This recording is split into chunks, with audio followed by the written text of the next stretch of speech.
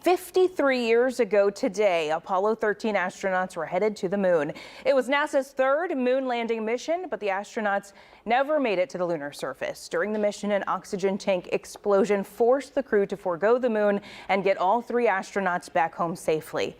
This morning, I'm joined by Jack Knight, a former flight controller for Apollo missions, to talk about the historic Apollo 13 launch and how all three astronauts successfully returned to Earth. Mr. Knight, it's a privilege to talk to you this morning. It was a historical event that was good enough for a Hollywood movie. Can you tell me about what it was like to work on that mission? Well, it began pretty normally. The launch, as I recall, was pretty normal. Went into Earth orbit, did a couple of revs, and gave a go-ahead to start the S-4B and burn into translunar injection. And that went reasonably well, and they turned around and got the lunar module out of the Saturn, disconnected, and went on coast. And a little bit that takes quite a number of hours. And during that time, at some point in there, 40 or 50 hours, we had a planned entry into the lunar module where the commander and the LIM pilot would go in and arrange some things and just do a quick checkout, and we'd get to see some telemetry. I was in on console for that because that's the first time we saw the lunar module after launch. And that went well, after which I went off shift, and personally I went downtown to play a softball game. So when the event happened, which was shortly after I left, 50 some hours into it, I was not there, not aware of it. And on the way back, driving back, I heard it on the radio. And as soon as I lived right across the street from the center at the time, and then I called in and said, "Is this serious, or is this just kind of hyped?" And they said it's pretty serious.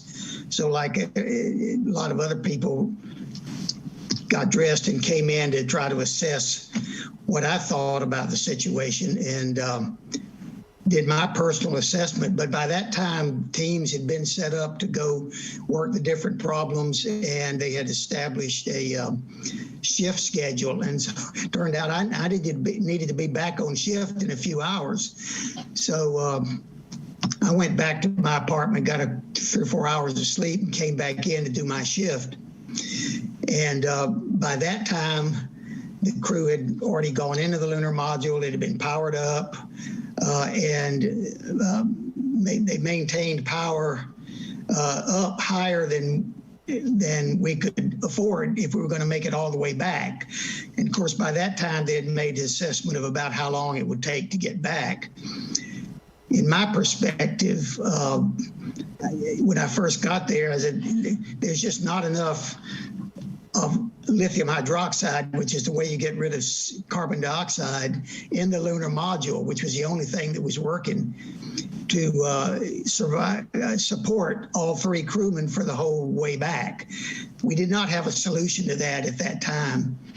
That got worked on, and eventually they came up with one, and that was implemented by the crew, and people have seen pictures of that, I guess.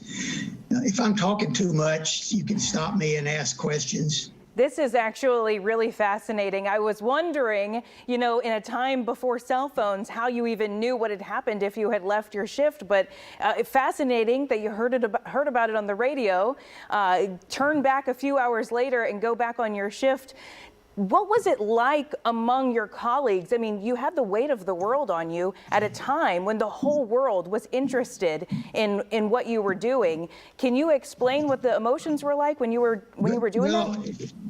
Sure. The people, the console operators, the flight controllers, we do simulations all the time. And once you get focused on a problem, that's all you focus on. And I did not pay any attention personally to whatever was going on outside I'd come on, I'd do my job, I'd contribute, I'd go home. I might watch a little bit of television or something, but usually you'd get your sleep and get ready to come back. And so once we were into that mode of shifting, which happened fairly shortly thereafter, because there was a lot of other things to do. So you had to get into a routine process, and then other people that could work specific problems. So the people that were working on the command module power up and the what you would have to do to get back into the command module, because that was the only way you could get back to landing. They worked offline in the simulators while the rest of us were on console monitoring the lunar module mostly, but also their tracking. They were looking ahead, particularly doing a lot of trajectory planning and where in the you'd splash down in the Pacific. I guess there was a hurricane going on, or potentially. So there was a lot of other planning and thinking going on. And of course, they were also early on, we're working on that lithium hydroxide problem. In addition to that, but like I said early on, before we went around the moon, they needed to keep the knowledge of where the vehicle was in the lunar module, at least until the time you could do a correction burn. Apollo 13 was the first flight we did where we were not on a pure free return trajectory. You'd have gone around the moon and come back, but you'd have been not targeted to land or to enter the Earth at the right spot. So we had to get back on a free return trajectory. The trajectory people worked all of that, but you had to keep the LEM powered up because you had to keep its knowledge. So you had to keep the computers powered up. So you had to keep its knowledge to where it was.